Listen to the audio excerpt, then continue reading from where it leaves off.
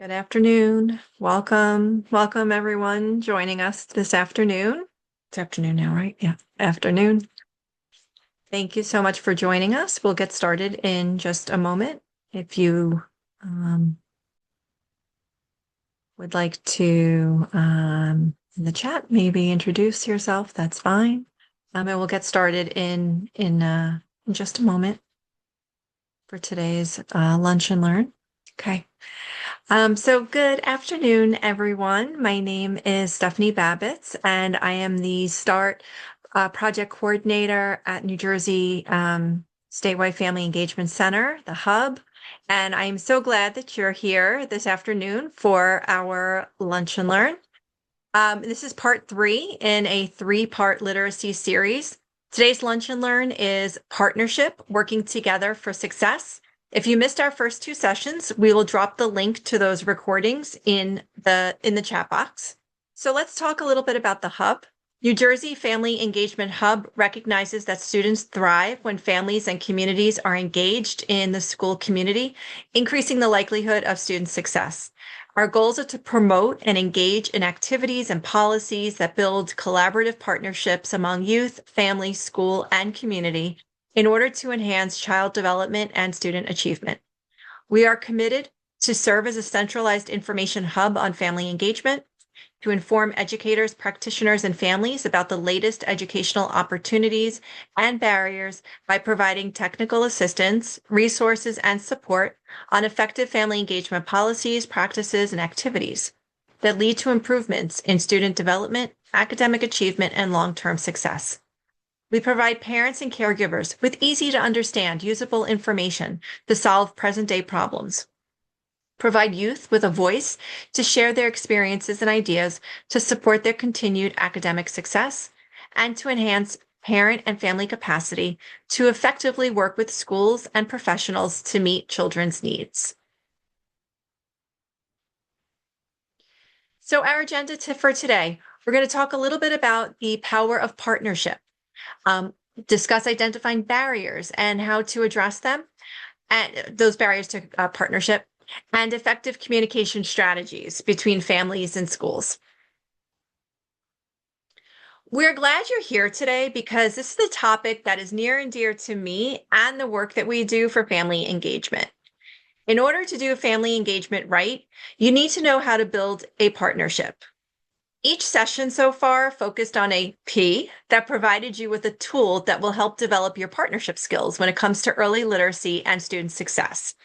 In the first session in October, we did a deep dive into the 5 pillars of early literacy that you can practice with your child. In the second session, we discussed the policies that have come about in a post-COVID world and that are focused on addressing early literacy in our schools. Today, we're going to be focused on building the partnership between you and your child's teacher. So what is partnership?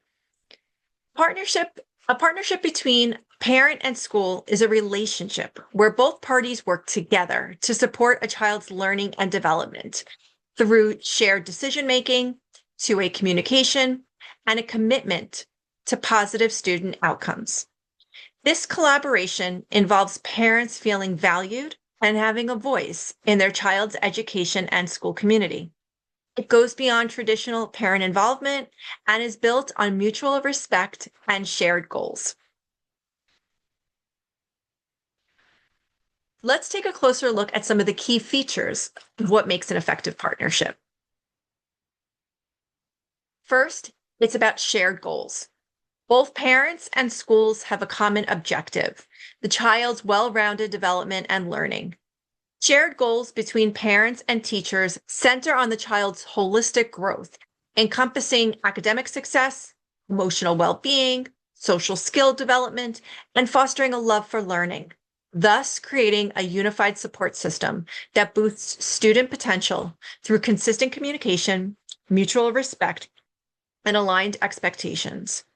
When it comes to early literacy, it is important to be on the same page when understanding the goals and expectations. For example, as parents and caregivers, you can ask these questions of your child's teacher. First, what are the school's literacy goals for children and families?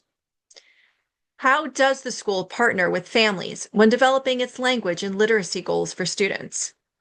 And how can I support my child's language and literacy goals? Next is shared knowledge. The relationship is a two-way street where both parties have valuable insights and expertise. Parents have the expertise on their child's background and needs, and teachers on professional educational strategies. But both are equal partners in decision making.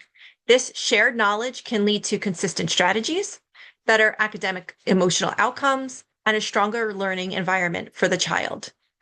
So to show an example of shared knowledge, try using prompts to generate the conversation. So here are some ways you can prompt the conversation. My child is doing well with. My child needs help with. My child does best when. And important changes I've noticed in my child include. Next is open communication. This involves continuous, proactive, and two-way dialogue, utilizing various methods like conferences, emails, and apps to ensure both sides are informed about a child's progress and needs. Examples include Parent Square, Seesaw, Class Dojo, which facilitate regular updates and engagement. We actually did a webinar last week on navigating all of these tools that I recommend checking out. I believe the webinar should be available on our YouTube channel. Maybe one of my colleagues today can drop the link in the chat box as well to that webinar. Consistency and reinforcement. When parents and teachers are on the same page, children receive consistent messages and support, which helps them succeed. When parents and teachers are aligned, children receive consistent support and expectations. Consistency helps to reinforce learning and positive behaviors, which can contribute to student success. Next is active involvement. It moves beyond traditional parent involvement to active participation and engagement in all facets of the child's education, including supporting learning at home and participating in school policy discussions. So let's talk about engagement versus involvement. When we think about involvement, that's one way. School sends information, parents respond, versus engagement. Engagement is two-way, listening, collaborating, building partnerships. And that includes active involvement, right? So desired outcomes for students, better attendance and stronger academic success when family and school is connected. And for educators and families, stronger relationships and trust, making in-person interaction much more meaningful. And community collaboration. The partnership often extends to collaborating with community members and organizations to connect students and families to expanded learning opportunities and services. Collaboration often includes community organizations. Strong partnerships can create a cohesive support network, improving attendance, motivation, and achievement.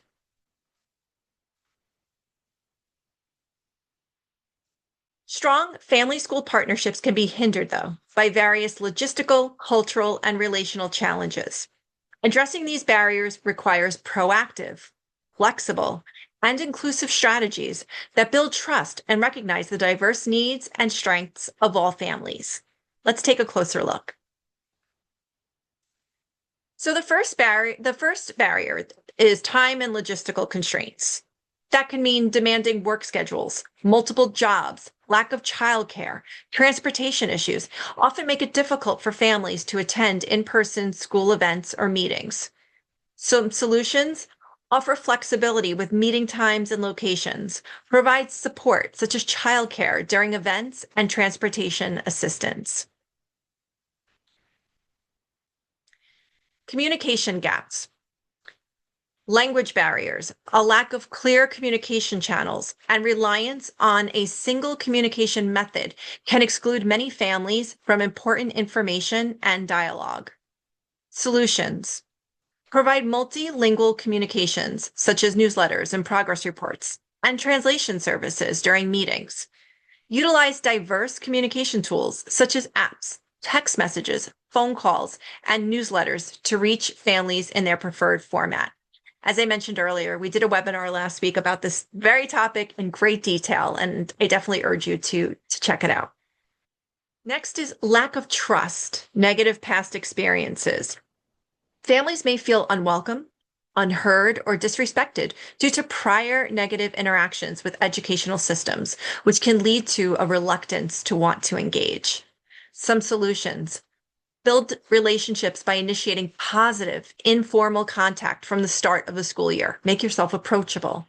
Actively listen to parents' concerns. Focus on those shared goals that we talked about earlier. Ensure the school environment is welcoming and inclusive, valuing of all family input. Cultural differences. Varying cultural expectations about parental roles in education and communication styles can lead to misunderstandings. Some solutions: celebrate cultural diversity through events and activities, inviting families to share their traditions. Respect different perspectives. And adopt an asset-based mindset that views families as experts on their children. An asset-based mindset is a strength-focused approach that shifts the attention from what's lacking, so your deficits, to inherent strengths, skills, experiences, and potential within individuals, families, or communities to drive positive change, engagement, and growth. It promotes optimism, proactive problem solving, and recognizing the value and resources that everyone brings to a situation. Perceived power imbalances. Parents may feel intimidated by the school environment or lack confidence in their ability to support their child's education, especially if they have limited formal education themselves. Some solutions: empower parents by offering workshops or training sessions on relevant topics, such as supporting literacy at home. Create parent leadership opportunities, getting involved with your special education parent advisory group or advisory boards that give families a voice in decision-making processes. And use inclusive language that emphasizes we and together to show a united front. And resource disparities. Financial difficulties or limited access to technology, such as internet or computers, can create additional challenges for engaging with school activities or online platforms. Solution: bridge the digital gap by providing information in multiple formats and offering loaner programs for technology. Partner with community organizations to provide needed resources and support. By understanding and addressing these barriers, schools and families can move from simple parent involvement to a true reciprocal family-school partnership that effectively supports student success.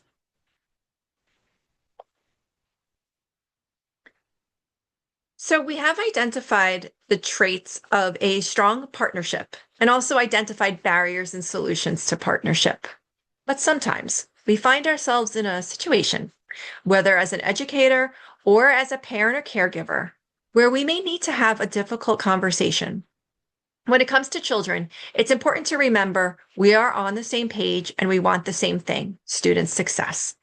Early literacy is crucial because it builds the foundation for a child's academic success and social emotional well-being, preparing them for school readiness and lifelong learning through skills like vocabulary, comprehension, critical thinking, and self-expression. It's more than just reading. It's about shaping a child's future. And as such, handling difficult conversations between parents and teachers requires preparation, empathy, and a shared commitment to the child's well-being. The goal is to move from a place of conflict to a collaborative partnership by focusing on the student's needs and not on blame. Let's take a closer look at how you can navigate these conversations. So before the conversation, start by being prepared. Teachers, gather specific objective examples and data, such as student work samples, test scores, and dates of specific behavioral incidents to support your observation. Parents, talk to your child to understand their perspective using open-ended questions. Gather specific examples, such as dates, times, and samples of schoolwork related to your concern. Set clear objective. Teachers and parents, create a list of your concerns and questions to ensure you cover everything and stay focused during the conversation. Decide what outcome you would like to see happen. Anticipate emotions. Teachers, be aware that parents may feel anxious, defensive, or frustrated, as we, kind of talked about before as a barrier. Prepare yourself to remain calm and professional, regardless of the other party's emotional state. And parents and caregivers, please assume positive intent. Teachers want to help your child succeed. Approaching the conversation with the assumption that you are on a team with a shared goal helps foster a positive environment. During the meeting, start with positivity. Who doesn't love positivity, right? Teachers can begin by sharing something positive about the student, maybe a strength, a specific achievement, kind act, to set a constructive tone.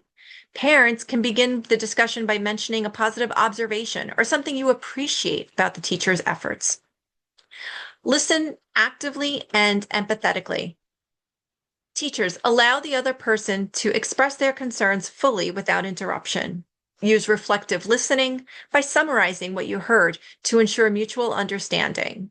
And parents, give the teacher your full attention and listen to their perspective. They may have insights into classroom dynamics that you're not aware of. Focus on the child. Continuously redirect the conversation back to the child's best interest, going back to using the we and us language. How can we work together to help support their reading rather than you statements? Emphasize teamwork and problem solving, and ask the teacher for professional suggestions, and as parents, offer your own ideas. Stick to facts and evidence. Present concerns using neutral language and concrete examples, avoiding vague adjectives or accusations. And parents, present concerns using objective examples and data as well, avoiding generalizations or opinions. Invite their perspective. Both can ask open-ended questions to gain insight into what's happening at home or the parents' views. For example, is this something that you've noticed at home, or what strategies have worked for your child in the past? And use I statements. Frame your concerns from your perspective using I statements. I'm concerned because I've noticed my child seems anxious about homework, rather than, an accusatory statement. And then after the meeting, develop a joint action plan. Conclude the meeting by creating clear written action plan with agreed upon next steps, specific goals, timeline, and a follow-up schedule. A follow-up email summarizing the discussion and the agreed upon actions creates a written record and reinforces mutual understanding. Follow up consistently. Teachers and parents check in regularly via email or phone or quick note to discuss progress and make modifications to the plan as needed. This reinforces commitment and helps build ongoing trust. And document everything. Keep detailed, objective records of all communication and meetings. So this concludes the third P for partnership. So just to reinforce what we learned, each P should give you the confidence and knowledge to be an effective partner in your child's growth, development, and academic success. Again, check out our previous Lunch and Learn that we did on practice to understand the 5 pillars of early literacy. And I gave some good strategies in there too of how you could speak to your child's teacher, some very specific questions to ask. Our second session that we did on policy, again, questions you can ask going on right now around universal screeners.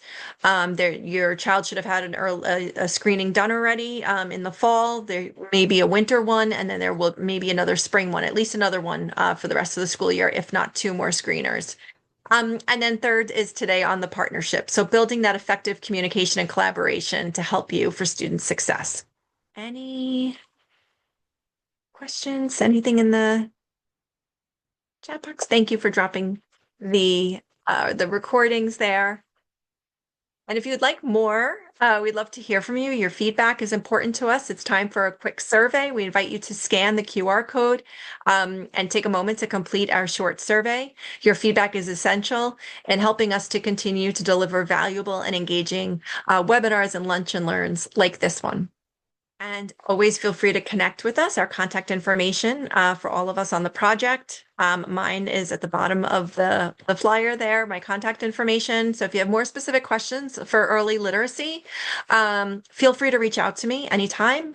And I'll be more than happy to get back to you with any additional information you may need. And thank you so much for joining us this afternoon. And good luck with everything. And I hope you enjoyed this third session of our 3-part series.